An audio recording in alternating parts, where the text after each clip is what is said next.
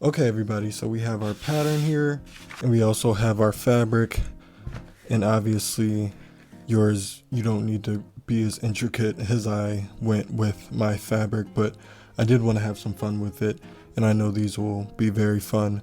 I like doing this design. I've done it quite a few times. But anyways, we have our fabric, and next we can do the cutting.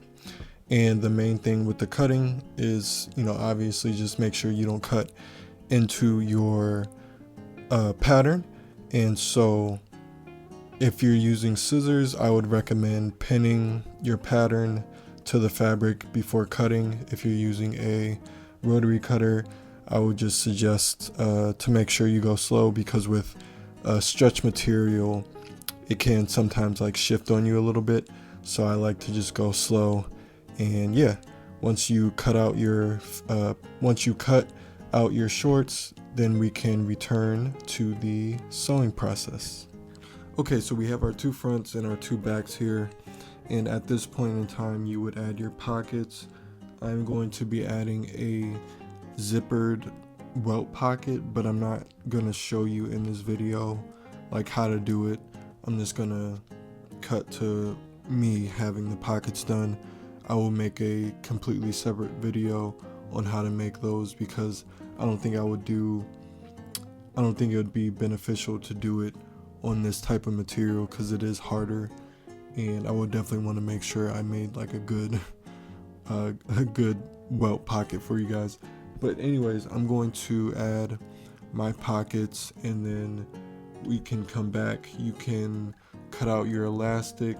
I've already cut mine out about 35 and a half or 34 and a half inches, I believe I cut it out to be. And you will also need a drawstring, and that is it. And like I said, the pockets are optional, and you totally don't need pockets. I just enjoy having a zippered pocket. I don't have to worry about my phone falling out or anything while I'm working out or running. But anyways, we will be back after I've done the pockets.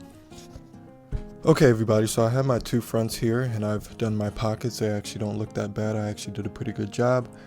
Before we actually start to assemble these shorts, I forgot to mention that we want to add a small piece of interfacing to our fronts, and this will be applied so that when we put our little buttonhole up here for our drawstring, it's just a little more sturdy. So if you have a piece of interfacing lying around, I would suggest applying it to your fronts. And if you don't have interfacing, using like just a piece of cotton or something that can make this material a little more sturdy, I would suggest doing that. And I would also just suggest doing like a little sample buttonhole, just so you don't make it like too big. So that's what I'm going to do next. I'm going to apply my buttonhole to my fronts, and then we can actually start to assemble our shorts.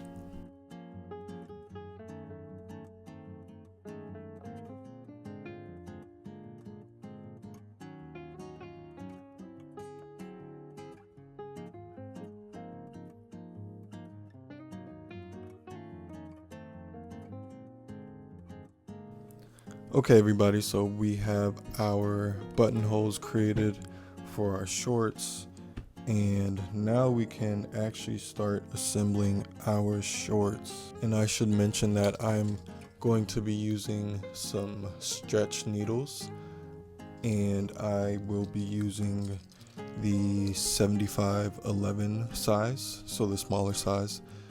And I will also be using a triple stitch, which I would suggest doing. In my experience, I've found that using a triple stitch for stretch material works the best, because when you stretch the material, if you just do like a regular straight stitch, sometimes those stitches can pop out, and so with a triple stitch it just works better. So yeah, I would suggest doing that. And so yeah, we can get started.